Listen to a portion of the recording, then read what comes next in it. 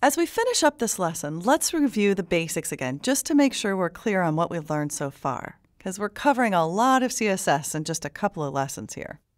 So first, I want you to remember that you can have internal styles, external style sheets, and even multiple style sheets attached to the same page. So this page has just one style sheet. But if you remember, on the index-mine page that we just created, we created our own style sheet, the berrynew.css, and we already had the layout CSS. So you can have multiple style sheets on the same page. If the styles on the page are internal, they'll be contained within something that looks like this, simply stated style. Now that we've moved the styles that were in this page into the external style sheet, we can actually delete this because it's just an empty container now. And when we delete that, it'll actually disappear out of the top part of the page. If you want to remove an external style sheet, like one of these, you do almost the same thing.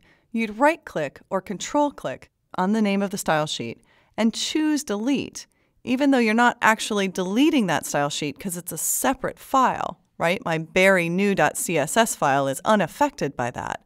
But when I delete it, I'm deleting it from being attached to this document. I think that's a little confusing in terms of the way it's named.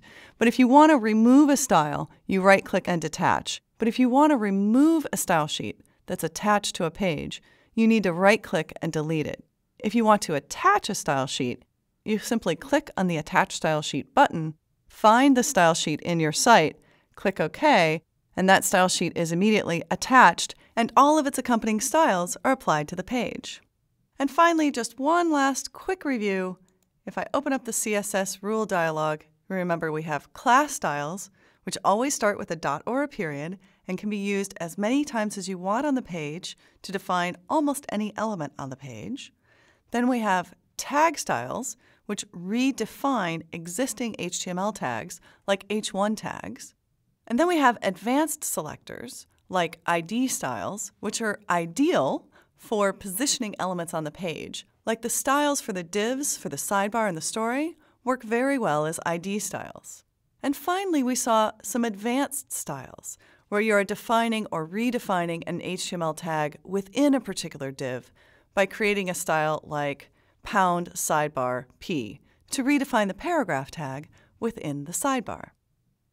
And that concludes the general introduction and overview to CSS and to Dreamweaver's CSS features. In the next lesson, we'll explore AP divs, or absolutely positioned divs, and Dreamweaver's feature set around that special kind of div. And we'll learn how positioning can dramatically change a CSS layout.